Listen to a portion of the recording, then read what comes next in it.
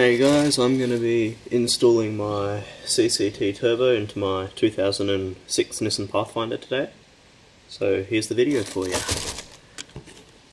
So here is my Yd25 2006 Nissan Pathfinder. This is where the turbo will be going onto the exhaust manifold. And not sure if you can see, nah, you can't really see it, but down there's the oil feed line, and then under here is the coolant feed line. So we'll be installing that when I get the parts for the Banjos. So just waiting on that. So here is my stage 1 CCT turbo, and I'm currently installing the studs for the dump pipe off of the exhaust pipe. So yeah, you start by threading one nut on, throwing the second one on, and doing the double nut method, and that will tighten the studs in properly. So you can see I have one more left.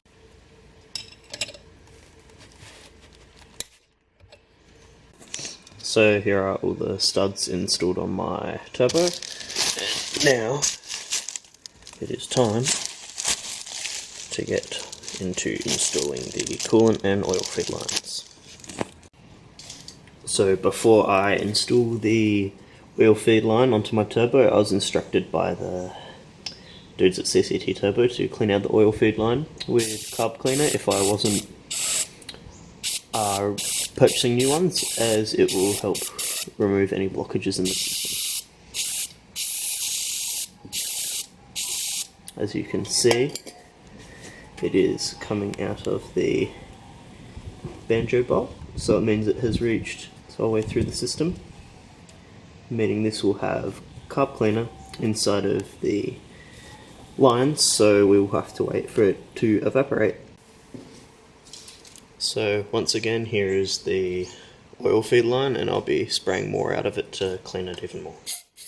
As you can see, it shoots out the other side. Same with the inlet line, that will drip out the Banjo line, as you can see here. Then afterwards I will give this all a nice scrub down and get it clean, as there is build up along the outside too. Alright, so here's the final product all cleaned up. Not the best, but since it's got a little bit of surface corrosion, it's the best I could do.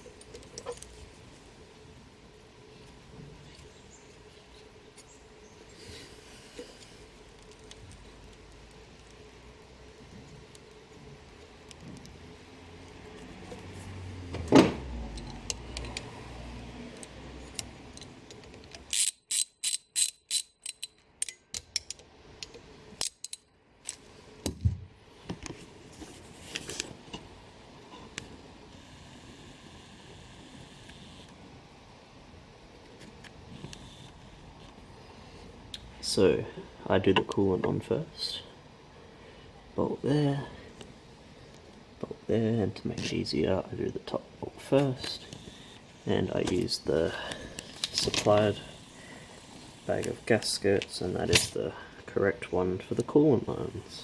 So doing up the bolts on the coolant flange, they are required as of the manual I have. It is 9 Newton meters of torque. However, the torque wrench I have, minimum is like 50 Newton meters, so I'm just going to have to nip these bolts up, estimate 9 Newton meters, and should be alright, and I'll do the same for the turbo gasket, which is over there and is still currently plugged up with the plug they provide.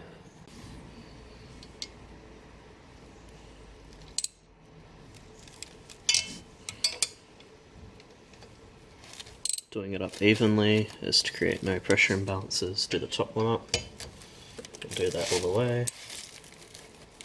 It's tight. This one,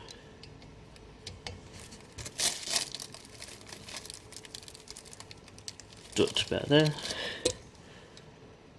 and then the left side we'll do up to about there as well. So that's not exactly 9 Newton meters, but unfortunately I don't have the money to buy a torque wrench for each scale, so we'll just have to make do, and if it's over tightened that slight little bit, it's not going to make a tremendous amount of difference. But onto the oil line, which is right here.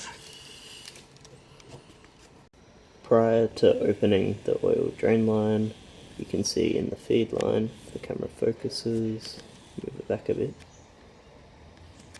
that there is already oil in there, which means I do not need to inject any as it already has been lubricated, but I will still immobilize the engine and crank it over until about 250 ml of oil come out the end, as to ensure that it's got proper lubrication.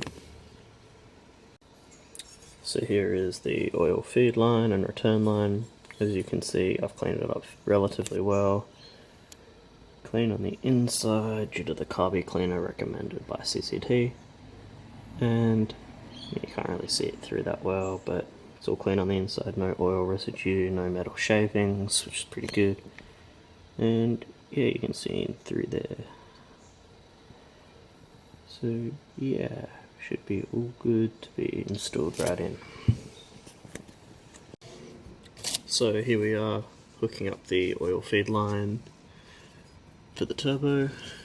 We got to ensure that the gasket is around the right way, otherwise if you have it that way, which is fairly easy to mess up, you see you're blocking off a heap of the oil feed, so it will have a lower oil pressure and it can therefore run the turbo and the bearing. So make sure you have it around the right way and start with the install.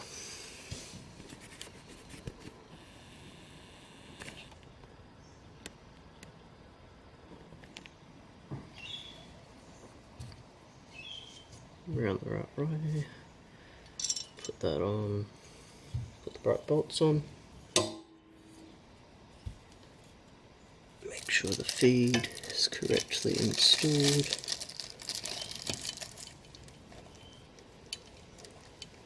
and proceed to get the screws in the bolts.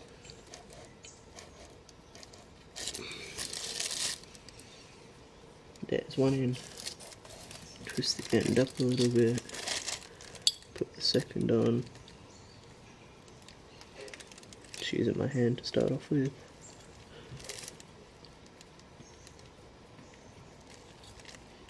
Then I'll follow the same procedure as I did with the coolant lines and torque them down. Now when installing the turbo oil feed line, there's an easier way to tell if the gaskets are around the wrong way with these CCT turbos. As you can see, one side is larger than the other, so if you therefore had that sticking around the other side, you would have it poking out on this corner, but if it was the right way around, there would be no poke along the whole thing, as it would fit correctly that way, along the plane along there, instead of having the larger one there and the smaller one there, which leads to that poke, so it's correctly installed. Now, prior to installing the turbo onto the exhaust manifold, you have to place the gasket around it, so there is no contact between the exhaust manifold and the turbo manifold. Now, to install the turbo onto the exhaust manifold, I have attached the Banjo lines, and I'll just slide it between until I can slide the studs over the turbo exhaust manifold, like that. Now, as you can see, the turbo sits perfectly on the exhaust manifold, like so. Now I have to install the Banjo bolts and washers for the oil feed line and gasket, coolant gasket line, but as a precaution I will leave the nuts partially tightened on the turbo, however won't be fully tightened, so I can have play in it to install the gaskets easily. Here are the oil feed line and the coolant lines installed onto my Yd25. Here is everything reinstalled onto my car. radiator filled back up, oil topped off so I can prime the system in a moment, which consists of taking the fuel lines off and cranking it until oil comes out the return line for the turbo.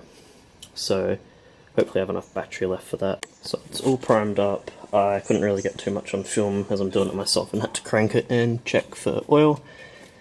However, oil came out indicating that there was oil in the turbo bearing, disconnected the fuel lines and the glow plugs, and just about to start her up again after reconnecting the exhaust, which the dump is right there.